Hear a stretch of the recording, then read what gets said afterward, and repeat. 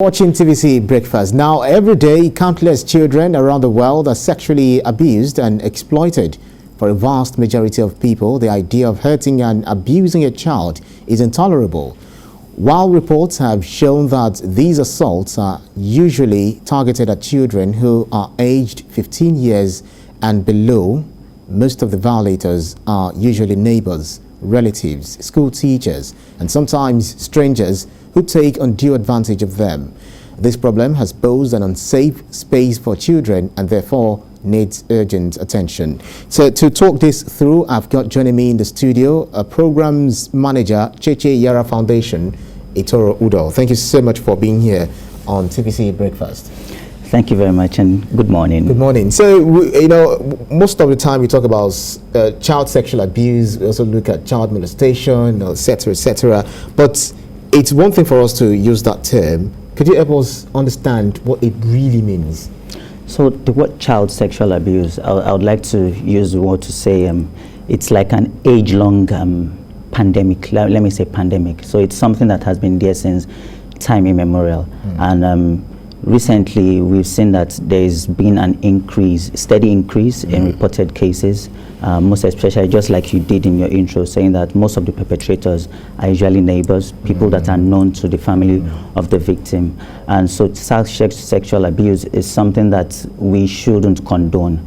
And so most times families or victims or survivors of this act usually will be shy to come out to say this had happened and how do we deal with it, because society and the stigma that comes around negative issues would always, come up with people. And so people are really very, very thrown aback to come out to say this had happened. And so April being the World Child Sexual Abuse Prevention Month, we are using this opportunity to create more awareness and push out the campaign to see that we begin to understand the values and also understand the negative or the long-term negative impact of child sexual abuse.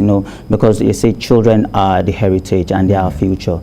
If a child is abused at an early age, say age 3 years, one of the negative impacts that this happens is that it distorts the brain cells development, and at some point you'll begin to see that a 14-year-old child or a 20-year-old young adult is behaving like a 14-year-old. Sometimes they are not able to assimilate as fast as their counterparts or their colleagues will be able to do. And so one of the things I would also like to share is that there are about 5 steps that we could also use in trying to, as adults, as guardians in the society. One, learn the facts. When we say learn the facts, so 1 out of every 4 young girl out there and 1 out of every 10 young boy out there is likely to be sexually abused before they turn 18. Now, if you begin to look at that figure, so about 16, we are looking about 16 million of children being endangered. So I would like to say endangered species at this point. So 16 million children are being endangered just because of child sexual abuse. And if you go further into saying and looking at further data and statistics that are available, we'll see that 90% of perpetrators, like you had said, are known to the family. And out of the 90% of the children or the girls that have been abused, only about 10% of these cases are reported. And out of the 10% of these cases that are reported, less than 3.5% of them actually receive help and support to help them, get over the trauma. I could go on and on. Yeah, help us understand why, a fraction, just infinitesimal out of all those cases that have been reported receive justice. Okay, so there's something I would answer that, but I'd like to give a background to that. So a couple of weeks ago, we also do advocacy. So we visited the Attorney General of Lagos State to see that forensic interviews. Now, like when you watch the movies, you see the bad guy. He comes up and then he's being apprehended and he's put into a studio or put into a room where there's a mirror and there are other people on the other side, just watching and observing, questions being asked. So we have that. So because cases most times when you take a child who has been sexually abused and you're trying to find or trying to milk information from this child, first of all, they will say, oh, let's go to the police station. From the police station, let's go to the courts. And so there are different points the child is made to go through, just that prosecutorial process. It's quite lengthy. And when you're moving a kid from one point to another, there is a tendency that the truth will begin to change. The narrative will begin to change. So at some point, the alleged perpetrator might be let off the hook, because at some point the evidences are no more as concrete as it's meant to be. And so we have at Checheyara Foundation a one-stop shop, a child advocacy center, where we have a forensic interview suite, such that all those bottlenecks, all those branches that the child is supposed to go through just to milk out information, everything is just in one spot.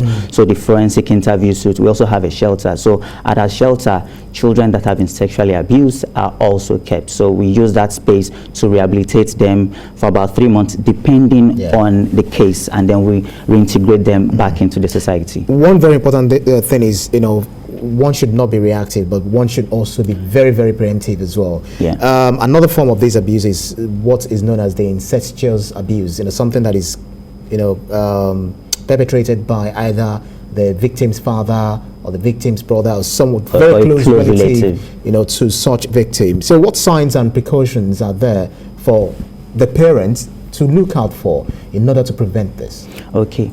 One of the things I was about talking about 5 steps. So one of those 5 steps is be, for an adult, create an enabling environment to be able to talk to your children. So most parents, from the tension, Lagos alone is tense, the stress, traffic. They come into the house and they barge in, they're all aggressive, like a lion trying to protect their territory.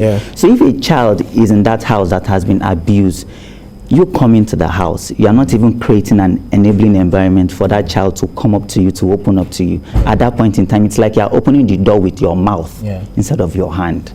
So always create an enabling environment for that. And also with the Child Prevention Month right now, we're in collaboration with the Children Parliament, and we'll see that we're able to push out this message out there and see that we're able to tackle heads on this multifaceted dragon. So very quickly, so where can someone who has been who is a victim of this report to?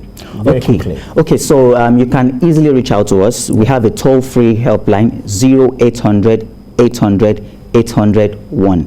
That's a bit long. Could you say that again? 0800 800 800-1. Okay, so 800 in in 3 places and so 0800 800 800-1. Well, that makes sense. Programs Manager, Checheyara Foundation, Itoro Udo, will definitely continue to have this conversation, because we must put a stop to these lingering issues. Thank you very kindly for your time this morning.